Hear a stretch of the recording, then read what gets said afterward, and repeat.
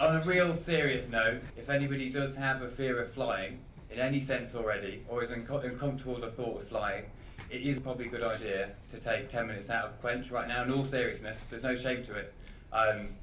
There is a clip in here at the end which might make you feel uncomfortable. So if anybody does want to leave, feel free, but you've been warned. That means that everybody in this room right now is fully comfortable with the idea of developing a fear of flying over the next 10 minutes.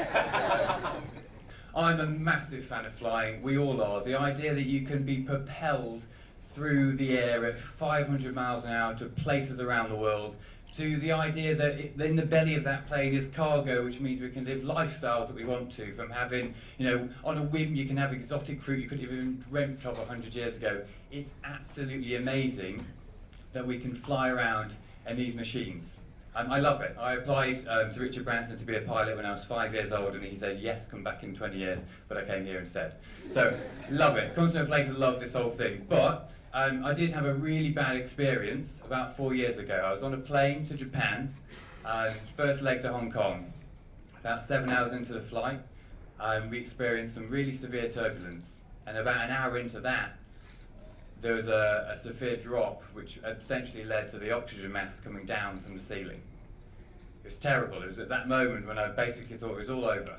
I needed control, there was no control, there was a massive, different languages being spoken in panic, cabin crew telling you not to put on the mask, some people ripping them down, people not fixing their channels first as they're told to, all those things.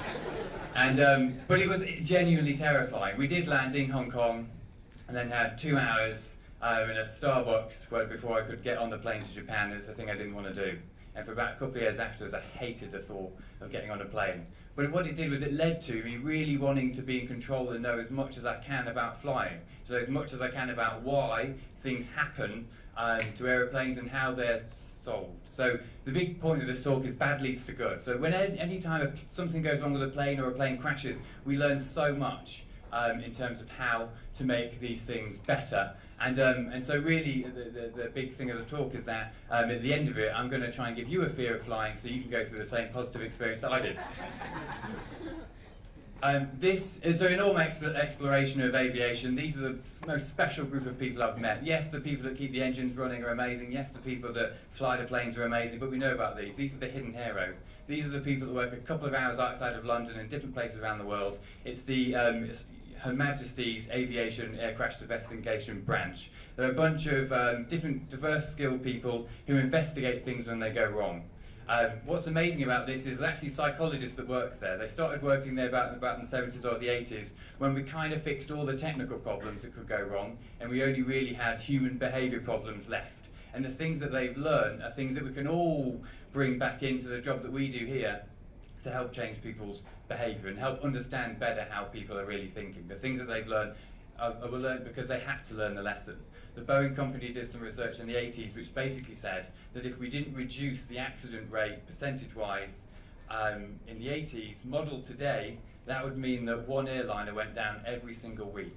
There simply wouldn't be an aviation industry if we hadn't fixed the problems that we had in the 80s. We wouldn't be able to eat the fruit that we do, we wouldn't be able to go to the place that we do because it simply wouldn't exist. We couldn't have a plane going down every week. So what are those lessons? The first one, there's two. In air crash investigation terms, there is no such thing as pilot error. Never said anymore. You'll hear it said on documentaries and all the type of thing, but you'll never hear it spoken by an aviation investigator. Simply because you'll never change people. People will always be tired, people will always be distracted by thinking about something that happened before they took off. There'll always be the person who fixes the plane will always be working at 3 a.m. Having an issue to sort out, too many issues at once. Accidents will always happen. The one thing you are in control of is the environment in which those people work in. You can change the cockpit so it doesn't lead to errors automatically. So in the Hurricane plane in the 30s, it's a warplane. The UK were really surprised why all these pilots, well-trained pilots, were all of a sudden just taking up the wheels of the plane while they're still on the ground. All that happened there was there's a lever to pull the wheels up and there's a lever to control the flaps on the planes. On one of them it's left to go up and right to go down, the other one it's right to go up and the opposite to go down. So it's a bit like you're in a different car and you put on the windscreen wipers rather than putting on the indicator, similar kind of thing. What you need to do, and what they did do in that situation, was simply change the cockpit, not the person, because the person will always make the mistakes. Imagine if we just brought that lesson into how we worked here. You know, if 400 people were going to die because we lost a pitch, how much different would we run a pitch? Do you know what I mean? There's so many different. If the whole of Oakley 1 just died immediately because we lost a pitch, how would? Second lesson was a piece called We Have CRM, They Have Cockpit Resource Management. In about the 80s, NASA got together with a man called John Tobar, who's a psychologist, and he essentially invented lots of different ways of communicating between pilots, which got rid of all their biases that they would have. So lots of Korean pilots have a really big struggle with hierarchy. So what the captain says goes rather than what the co-pilot says goes. So they have different ways of talking to each other, which allow anyone to put any suggestion forward which has to be taken seriously. So there's a risky shift phenomenon, the idea that two people together make a more riskier decision than one person by themselves. So now what happens in aviation since the 80s is that if the weather's a bit bad when you're landing in Canada, what you don't say is, oh, weather looks a bit bad, what do you fancy doing? Because that creates a really risky situation. What you do is you go, the weather in Toronto looks pretty bad, I think we should divert to this airport, do you agree? You have a default in there to overcome this risky situation. And there are many different, speak to me after, there's many different lessons that aviation have learned to make this better, so we have fewer crashes. Just really, really quickly, you know, flying is of course the most safest thing you can possibly do. The car to Heathrow is more likely to kill you than the plane from Heathrow. But 30,000 people have died since 1946 in plane crashes. It's important to know. It's a really bad year, 2,000 people there, and 2014 wasn't looking good either. But we've got it down to about 500 people a year, which is pretty good, considering that 3.5 million people take off every single day. Right now there'll be 1 million passengers in the sky. It's massive, so it is incredibly safe. But with that in mind, I thought that what really needed to happen during Quench was that I would show you a range of clips that I pulled together myself of the worst aviation crashes. It was designed to give you a fear of flying, and I'm going to talk you through what's happened in each one.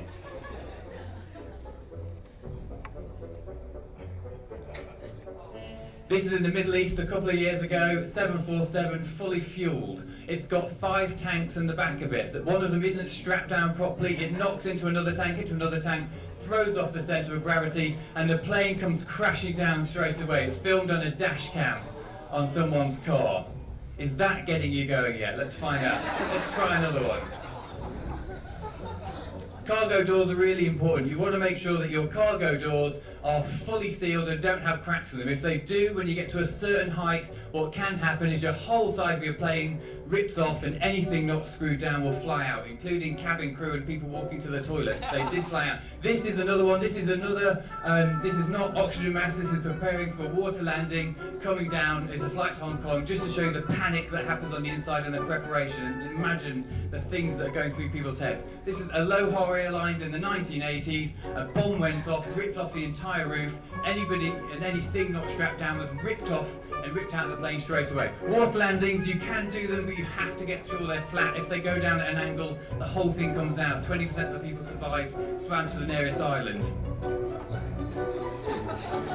Let's not forget Concorde. Concorde, there was a screw on the runway that went into the petrol tank and blew up immediately, killing everyone on board. Ended. Taiwan, left engine brakes, the right engine is switched off by the pilot by accident. It comes down straight away. A massive pilot error, although we don't call it pilot error.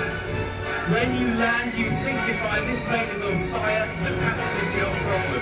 These people here are still, the plane's on fire, getting there, the hand luggage down, just hitting, before they get off. Terrorism kills thousands of people, even if you're not in the plane can land on your village like a lucky bombing. And finally, with favourable oil, 50% of crashes happened at landing field, not safe till you're at the gate, basically. And let's not forget this fantastic one here, where again cargo slips, throws off the centre of the gravity on the plane, fully fueled, and it comes down. Finally,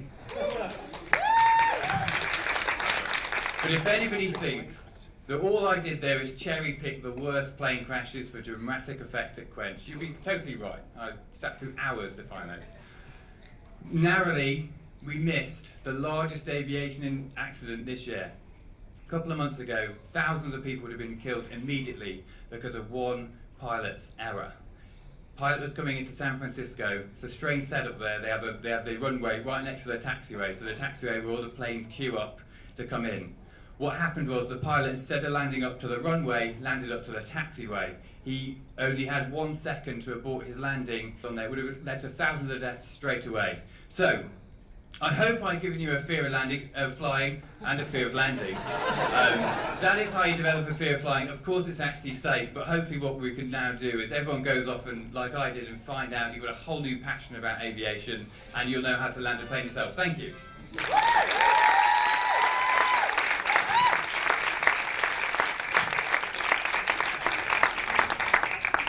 Jesus Christ.